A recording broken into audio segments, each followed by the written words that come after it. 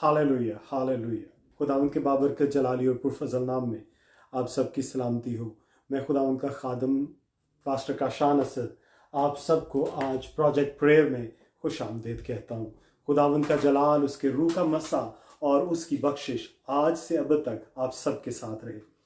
खुदावंद का शुक्र करते हैं कि आज हमें फिर ये मौका मिला कि हमने खुदावंद के रूह के वसीला से आज दोबारा इस दुआ के इस ख़ास प्रोग्राम में हम सब शामिल हैं। मैं खुदावंद का शुक्र अदा करता हूँ आप सबके लिए जो मेरे साथ अभी शामिल हैं, बाद में शामिल होंगे, अभी इस प्रोग्राम में मेरे साथ हैं या बाद में आप इस प्रोग्राम को देखते हैं। खुदावंद आपको इस प्रोग्राम के वसीला से आज और बाद में बहुत बरकत दे।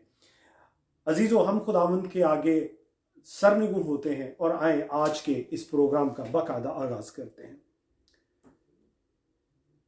Hallelujah hallelujah hallelujah hallelujah. ओ खुदावंद, हम तेरा शुक्र अदा करते हैं आज इस खूबसूरत वक्त के लिए जो तूने हमें मुहैया किया कि हम सब मिलकर खुदावंद तेरे हुजूर खुदावंद सजदा ज़ेर हो सके। खुदावंद आज तेरे कलाम में से सुनने को हूँ और खुदावंद आज तेरे सामने खुदावंद अपनी इल्तिजा और मनाजात रखें, क्योंकि खुदावंद तू ही वाहिद है, तू ही अल्फा ओमेगा है। ना तेरे सिवा कुछ था, ना है, ना हो सकता है। तू ही है जो हमें मुहैया करता है, तू ही है जो हमारी दुआओं को सुनता और उनका जवाब हमें देता है। और खुदावंद तू ही है जिसने अपने जिंदा कलाम को हमारे बीच में रखा ताकि खुदावंद हम नसीहत पाएं और खुदावंद तेरे जलाल के लिए अपनी जिंदगियों को पेश करें, ताकि हमारी जिंदगियों से खुदावंद तेरे नाम को जलाल हो। खुदावंद आज के सारे प्रोग्राम को हम तेरे हाथों में सौंपते हैं, पाक रूह के मसा को मांगते हैं ताकि खुदावंद वो पाक रूह का मसा आज हमारे बीच में खुदावंद जुम्बश करे। और खुदावंद आज ये सारा प्रोग्राम, ये सारी जो खुदावंद हमने तेरे हजूर में ये सारी दुआ को खुदाम पाक कलाम को रखा है, पाक रूह के वसीला से आज हमारे लिए नजात का बायस हो, जो हमारे लिए यीशु ने सलीब पर जारी की। अरे खुदावंद, हम तुझसे मांगते हैं, क्योंकि जो कुछ हम तुझसे मांगते हैं हमें सब कुछ मिलता है यीशु के बाबरकत जलाली और पुरफजल नाम में। आमीन। Hallelujah hallelujah. खुदावंद आप सबको बड़ी बरकत दे। खुदावंद के रूह का मसा, उसकी बरकत, बख्शिश और उसका गहरा फजल आप सबके साथ हो। हालेलुया। आए अजीजों, आज हम खुदावंद के पाक और जिंदा कलाम में से जो हम देखने को हैं उस हवाले की तरफ चलते हैं। बड़ा गहरा हवाला है आज का और मैं ये चाहूंगा कि आप मेरे साथ हालेलुया पाक कलाम में से हम देखेंगे लूका की मार्फत लिखी गई अंजील। हालेलुया। लूका की मार्फत लिखी गई अंजील, उसका 19 बाब और उसकी पहली 10 आयत। Luke chapter 19 verse 1 to 10। आए हम अजीजों पाक कलाम में देखते हैं। पाक कलाम में यूं लिखा है, हालेलुया, वो यरू में दाखिल होकर जा रहा था और देखो जकई नाम एक आदमी था जो महसूल लेने वालों का सरदार और दौलतमंद था। वो यीशु को देखने की कोशिश करता था कि कौन सा है, लेकिन भीड़ के सबब से देख न सकता था, इसलिए कि उसका कद छोटा था। बस उसे देखने के लिए आगे दौड़कर एक गूलर के पेड़ पर चढ़ गया, क्योंकि वो उसी राह से जाने को था। जब यीशु उस जगह पहुंचा तो ऊपर निगाह करके उससे कहा, ऐ जकई, जल्द उतर आ, क्योंकि आज मुझे तेरे घर रहना जरूर है। हालेलुया। वो जल्द उतरकर उसको खुशी से अपने घर ले गया। जब लोगों ने ये देखा तो सब बुड़बुड़ा कर कहने लगे कि वो तो एक गुनहगार शख्स के हाथ जा उतरा। और जकई ने खड़े होकर खुदावंद से कहा, आए खुदावंद, देख मैंने अपना आधा माल गरीबों को देता हूं, और अगर किसी का कुछ नाहक ले लिया है तो उसको चौगुना अदा करता हूं। यीशु ने उससे कहा, आज इस घर में नजात आई है, इसलिए कि यह भी इब्राहिम का बेटा है, क्योंकि इब्ने आदम खोए हुओं को ढूंढने और नजात देने आया है। Hallelujah hallelujah. अजीजों, खुदावंद के पाक कलाम के पढ़े और सुने जाने पर उसकी खास बरकत हो। आमीन। अजीजों, जब हम लूका की अंजील में इस मकाम पर पहुंचते हैं 19 बाब और उसकी पहली आयत में। तो अगर हम इससे पहले जो 18 बाब है उसकी 43 आयत को देखें। आप मेरे साथ ही हैं, लूका की अंजील उसका 18 बाब और उसकी 43 आयत, 43rd वर्स। वो उसी दिन बीना हो गया और खुदावंद की तमजीद करता हुआ उसके पीछे हो लिया और सब लोगों ने देखकर खुदा की हम्द की। यहां पर लूका की अंजील को जब हम पढ़ रहे हैं तो 18 बाब यहां पर खत्म हो जाता है। आगे हमें कोई एक्सप्लेनेशन नहीं मिलती कि यीशु कहां जा रहा है, वो क्या करने को था, वो कैसे करने को था। हम क्या देखते हैं कि जैसे ही 19 बाब शुरू होता है तो क्या लिखा है, वो यरू में दाखिल होकर जा रहा था। Hallelujah, praise the Lord. इस बात को मैं डिफाइन करूंगा, लेकिन इसको जहन में रखिएगा, ये बड़ी खुदावंद यीशु के फजल की बड़ी गहरी दास्तान है। क्या लिखा है, वो यरू में दाखिल होकर जा रहा था। हालेलुया। क्यों जा रहा था अजीजों? वो खुदावंद यीशु है, वो इस दुनिया का, इस कायनात का खालिक और मालिक है। वो कोई भी काम सिर्फ ऐसे नहीं करता कि अच्छा ऐसे कर दो या चलो मैं इधर चला जाता हूं। हम जो फानी इंसान हैं हम ऐसे करते हैं, चल ऐसे कर लेते हैं, ओ यार चलो इधर से कर लेते हैं, बगैर सोचे बगैर समझे। लेकिन खुदावंद यीशु ऐसा नहीं है। उसका हर लफ्ज, हर उसका जो उसने जो कदम उठाया है, जो उसने इशारा किया, उसके पीछे कायनात के गहरे भेद छुपे हुए हैं। वो यरू में ऐसे ही नहीं आया। यहां पर लिखा है ना, वो यरू में दाखिल होकर जा रहा था। वो यरू में क्यों दाखिल हुआ? क्योंकि उसको मालूम था कि आज वो किसी को छूने को है, आज वो एक जिंदगी को हमेशा के लिए बदलने को है। हालेलुया। और अजीजों, जब हमारी जुस्तजू यीशु होता है तो फिर वो हमारी तरफ आ जाता है, फिर वो वाकई यरू में दाखिल हो जाता है और वो हमारे लिए, हालेलुया, अपने रास्ते को बदलता है। वो अपने कामों को तब्दील करके वो हमारी खातिर यरू में आ जाता है, जैसे वो यहां पर जकई के लिए आया। हालेलुया। आगे अजीजों हम और अब आगे जकई का भी देखते हैं कि क्या लिखा है कि वो महसूल लेने वालों का सरदार और दौलतमंद था। इसका मतलब है कि वह गुनहगार शख्स था, लेकिन उसके अंदर जुस्तजू थी यीशु की। वो यीशु को देखना चाहता था, यीशु को पाना चाहता था। क्या लिखा हुआ है, वो यीशु को देखने की कोशिश करता था कि कौन सा है। हालेलुया। उसके अंदर वो जुस्तजू थी, वो आग थी, वो तमन्ना थी, वो तड़प थी कि मैं देखूं यीशु कौन है। हालेलुया।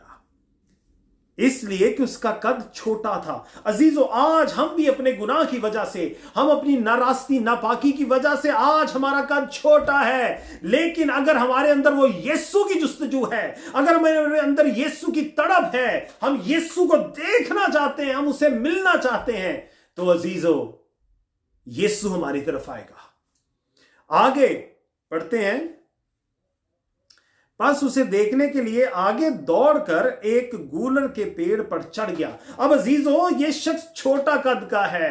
अजीजों, इसका कद छोटा है, लेकिन इसने जुस्तजू की है, इसने मेहनत की, इसने अपने आप को जो है वो दुख में भी डाला, तकलीफ में, मेहनत में डाला कि दरख्त पे चढ़ा ये, और वहां से इसने यीशु को देखने की कोशिश की। हालेलुया। ईशी से खेरे बेतो से खेरे। अजीजों, जब हम यीशु को पाने की, यीशु को देखने की, उसे अपनाने की कोशिश करते हैं और हम अपने आप को दुख देते हैं, हम अपने जिस्म के ऊपर बोझ डालते हैं, हम अपने अंदर मेहनत पैदा करते हैं, तो अजीजों हालेलुया क्या होता है? फिर जब यीशु वहां पे पहुंचा तो ऊपर निगाह करके हालेलुया उससे कहा, आए जकई। हालेलुया। अजीजों, ये है वो फजल, ये है वो गहरा फजल मेरे बाप का, कि जब हम उसकी जुस्तजू करते हैं, जब हम उसे पुकारते हैं, जब हम उसे बुलाते हैं, तो वो फिर हमारी तरफ नजर उठाकर देखता है। अजीजों, फिर हमारा कद बढ़ जाता है। मेरा बाप मुझे नजर उठाकर देखता है और वो मुझे बुलाता है। अजीजों, हालेलुया हालेलुया। क्या अजीजों, क्या खूबसूरत फजल है मेरे बाप का उसको, उसके लिए जुस्तजू रखने वालों के लिए, उसके लिए मेहनत करने वालों के लिए, कि वो हमारी तरफ नजर उठा के देखता है, हमें उस मकाम पे वो रख देता है जो सबसे ऊंचा है। हालेलुया। और वो क्या कहता है? हालेलुया, जल्द उतरा, आज मुझे तेरे घर रहना जरूर है। Praise hallelujah. अजीजों, क्या खुशी की बात है हमारे लिए इससे बढ़कर। Hallelujah, hallelujah. अजीजों, जीसस सेल्फ इनवाइटेड हिमसेल्फ, खुदावंद यीशु ने अपने आप को खुद मदाऊ किया ज़क्कई के घर। वो जो गुनहगार था, वो जो छोटे कद का था, वो जिसके पास लोगों के लिए, लोगों की नजर में कोई इज्जत ना थी।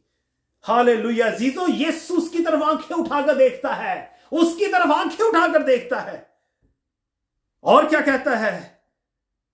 जल्द उतरा, क्योंकि मुझे तेरे घर रहना जरूर है। कब? आज मुझे तेरे घर रहना जरूर है। Jesus self invited himself. अजीजो, खुदावंद यीशु ने अपने आप को खुद मदाऊ किया है ज़क्कई के घर। बादशाह है वो, कुल कायनात का खालिक और मालिक है, हमारा देने वाला है, हमारा पालने वाला है, हमें पैदा करने वाला है। वो बादशाह कहता है, आज मैं तेरे घर आऊंगा। ही सेल्फ इनवाइटेड हिमसेल्फ। उसने अपने आप को खुद मदाऊ किया है, उसने अपने आप को ज़क्कई के घर मदाऊ किया है। हालेलुया।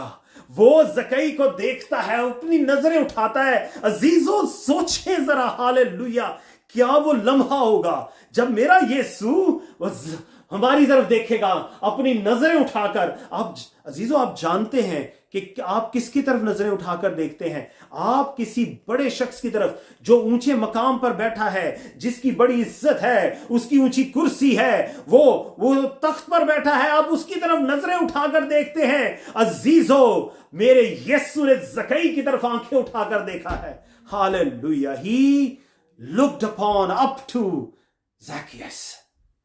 ज़क्कई को उसने आंखें उठाकर देखा और उसने कहा, उतर रहा, आज मुझे तेरे घर रहना जरूर है। मैं आज तेरे घर आ जाऊंगा, मैं आज तेरे साथ तेरे घर में रहूंगा। आज हम दोनों एक घर में, एक छत के नीचे होंगे, हम एक जगह पर दस्तरखान पर बैठ के खाना खाएंगे। हालेलुया। इसी से खारे बेते सो खेरे बाता से खेरे। हालेलुया। ओ मेरे खुदावन, तेरा कैसा खूबसूरत जलाल है, तेरी कैसी प्यारी बख्शिश, और तेरा क्या अनोखा और गहरा फजल है हमारे लिए। हालेलुया। अजीजों, ये है वो फजल जो मेरा यीशु हमें देता है। वो ज़क्कई जो छोटे कद का था, जो महसूल लेने वालों का सरदार था, जो दौलतमंद था, वो गुनाहगार था, लोग उसे पसंद नहीं करते थे। क्यों? आगे क्या लिखा हुआ है? वो जल्द उतरकर उसको खुशी से अपने घर ले गया। जब लोगों ने यह देखा तो सब बुड़बुड़ा कर कहने लगे, वो तो एक गुनहगार शख्स के हाथ जा उतरा है। हालेलुया। अजीजों, हम जब खुदावंद की जुस्तजू करते हैं, हम जब अपना आप खुदावंद के लिए पेश करते हैं, जब हमारी जान, हमारा दिल मेहनत करता है खुदावंद को पाने के लिए, हालेलुया, तो मेरा बाप मेरी तरफ आंखें उठा के देखता है। वो मुझे कहता है, जल्द उतरा, क्योंकि आज ही मुझे तेरे घर रहना जरूर है। और अजीजों, फिर वो मेरे घर में, हालेलुया, फिर वो मेरे साथ मेरे घर में आ जाता है। और अजीजों, फिर वो लोग जो मुझे गुनहगार समझते थे, वो लोग जो मेरे लिए न जाने क्या क्या बातें करते थे, वो लोग जो मुझे छोटा मानकर मुझे शायद मजाक भी करते थे, वो लोग जो कहते थे कि ये तो आम लोगों के बीच में रहने उठने बैठने के काबिल नहीं, क्योंकि ये एक महसूल लेने वाला एक गुनहगार शख्स है। लेकिन जब यीशु की तलब हम में जागती है, जब हम यीशु को बुलाते हैं, तो क्या लिखा हुआ है 9वीं आयत में? यीशु ने उससे कहा कि आज इस घर में नजात आई है। हालेलुया। अजीजों, फिर वो मेरा बाप मेरे साथ मेरे घर में आ जाता है और वो मुझे छू कर कहता है कि अय बेटे, अय बेटी, आजा, आज तेरे घर में नजात आई है।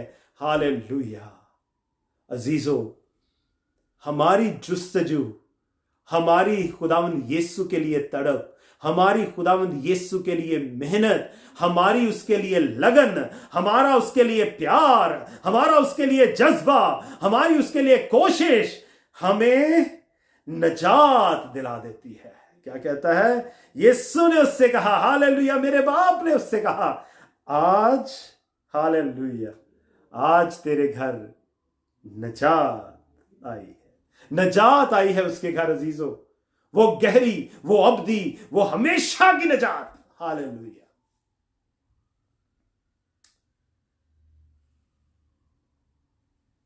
हमारा खुदावंद को जो है ना अपना आप देना अजीजों, ये हमारे लिए एक बहुत बहुत बहुत जो है ना वो मुश्किल बात होती है, क्योंकि नजात को पाना आसान नहीं है।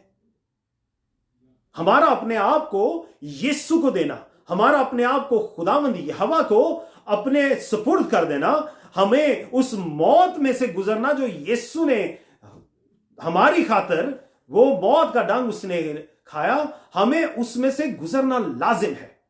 हमें खुदावंद यीशु ने अपनी जिंदगी से हर चीज के लिए नमूना दिया है, और जब उसने वो सलीब का सफर तय किया है, वो उसने नजात के दरवाजे को खोला है, तो उसने हमें बता दिया है कि नजात का सफर आसान नहीं है अजीजों। नजात का सफर आसान नहीं है। नजात की राह पर चलने के लिए हमें मसीह के मुआफिक अपनी सलीब को उठाना है, हमें उस दर्द में से गुजरना है जो मसीह गुजरा, हमें उस मौत में से उठकर बाहर हमेशा के लिए जी उठना है अजीजों। 8वीं आयत में अगर हम देखते हैं तो क्या लिखा है? और जकई ने खड़े होकर खुदावंद से कहा, आए खुदावंद देख, मैं अपना आधा माल गरीबों को देता हूं, और अगर किसी का कुछ नाहक ले लिया है तो उसको 14 गुना अदा करता हूं। अजीजों, मैं हमेशा लोगों को यह प्रीच करता हूं, एक खुदा का नौकर होते हुए, एक खुदा की तरफ से जब उसने मुझे हिकमत दी है, तो मैं लोगों को जब सिखाता हूं, पढ़ाता हूं, क्योंकि मैं एक उस्ताद का शागिर्द हूं, तो मैं हमेशा लोगों को बताता हूं कि इस दुनिया का जो मालिक है, शैतान जिसको हम कहते हैं, उसके पास 3 ऐसे हथियार हैं जिससे वो हर किसी को आसानी से गिराने की कुवत रखता है। पहला हथियार दौलत, दूसरा हथियार जनाकारी, तीसरा हथियार एडिक्शन जिसको हम नशाबाजी कहते हैं। ये अजीजों 3 ऐसे हथियार हैं कि वो हमारा जो दुश्मन है, जो इस दुनिया में हमारे खिलाफ हर वक्त जंग लड़ता रहता है, वो हमें किसी वक्त भी इन 3 हथियारों की मदद से गिरा सकता है। हम में से बहुत से ऐसे हैं जो पैसे दौलत के लिए कुछ भी करना पसंद करेंगे, वो कुछ भी कर जाएंगे। आप उनको अगर कहो कि जी पैसे के लिए तुझे ये पैसा मिलेगा, ये कर दे, तो वो इसको करने के लिए राजी हो जाते हैं। वो धोखा देंगे, वो डाके मारेंगे, वो लूट खसोट करेंगे, वो कत्ल तक करने को जाएंगे ताकि उनको पैसा मिल जाए। मैं जाहरी कत्ल नहीं कह रहा, लेकिन अगर आप किसी को नुकसान पहुंचाते हो फाइनेंशियली, तो आप गोया उसकी जो रूह है उसको कत्ल कर देते हैं, क्योंकि लोग फाइनेंशियल प्रॉब्लम्स में से गुजरते हुए टूट जाते हैं। अभी ये कोविड की वजह से मैंने कई लोगों को इस दुख का सामना करते हुए देखा, वो टूट गए क्योंकि वो पैसों की वजह से उनकी जिंदगी में बहुत नुकसान हुआ। दूसरा जो हथियार है वो शहवत परस्ती, जनाकारी का। इसमें कोई मर्द या औरत की कोई निस्बत नहीं है। मर्द भी उतना ही कमजोर है जितनी औरत कमजोर है, और औरत भी उतनी ही कमजोर है जितना मर्द कमजोर है, क्योंकि शैतान इस हथियार के वसीले से वो ईमानदारों को भी गिरा लेता है। अजीजों, वो ईमानदारों को भी गिरा लेता है। तीसरा हथियार जो उसका है, जिसको नशाबाजी कहते हैं, अजीजों, ये एक ऐसी गंदी बदरूह का वो इस्तेमाल करता है जो लोगों की जिंदगी में आकर उनको तबाह कर देती है। खानदान तबाह हो जाते हैं, बिजनेसेस तबाह हो जाते हैं, नौकरी तबाह हो जाती है, जिंदगियां तबाह हो जाती है, हत्ता कि वो लोग मौत की आगोश में चले जाते हैं। हालेलुया। इशी से खराबा से थे केरे बेतो से हाँ खुदावंद तू ही है जो हमारी हिफाजत करता है। अजीजों, इन सारी चीजों से, शैतान के हमलों से, शैतान की नारास्ती नापाकियों से सिर्फ मेरा यीशु हमें हिफाजत मुहैया करता है। और उसने हिफाजत के लिए वो दर खोल दिया हमारे लिए, वो नजात का दर, वो हमेशा की जिंदगी का दर। लाजिम है कि हम उसके साथ उस बपतिस्मा में मर जाएं, ताकि जैसे ही हम उस पानी से उठते हैं हम नई जिंदगी में दाखिल हो जाएं। अजीजों, लाजिम है, बहुत लाजिम है। तो यहां पर हम जब देखते हैं 8वीं आयत में, तो क्या लिखा है? और जकई ने खड़े होकर खुदावन से कहा, अय खुदावन देख, मैं अपना आधा माल गरीबों को देता हूं, और अगर किसी का कुछ नाहक ले लिया है तो उसको चौगुना अदा करता हूं। हालेलुया। अजीजों, अगर हम थोड़ा सा पीछे जाएं तो जब हम दूसरी आयत को देखते हैं तो क्या लिखा है? और देखो, जकई नाम एक आदमी था जो महसूल लेने वालों का सरदार और दौलतमंद था। अजीजों, जब हम ये बात पढ़ते हैं कि वो दौलतमंद था, तो इसका मतलब है कि जकई बहुत पैसे वाला शख्स था। उसके पास बहुत पैसा होगा, उसके पास काफी रिसोर्सेज होंगे, उसके पास और न जाने कितनी जो है वो आसाइशें होंगी, घर जमीन, पता नहीं न जाने क्या क्या, कितने मवेशी होंगे, नौकर चाकर होंगे। क्योंकि पाक कलाम कहता है कि वो दौलतमंद था। लेकिन वो मसीह को क्या कहता है? हम जब मसीह को ले लेते हैं तो हमने ये अपनी जिंदगी में क्या करना है, मैं आपको भी बताता हूं, लेकिन पहले हम समझ लें कि क्या पाक कलाम हमें क्या बता रहा है। और जकई ने खड़े होकर कहा, खुदावंद खुदा देख, मैं अपना आधा माल गरीबों को देता हूं, और अगर किसी का कुछ नाहक ले लिया है तो उसको चौगुना अदा करता हूं।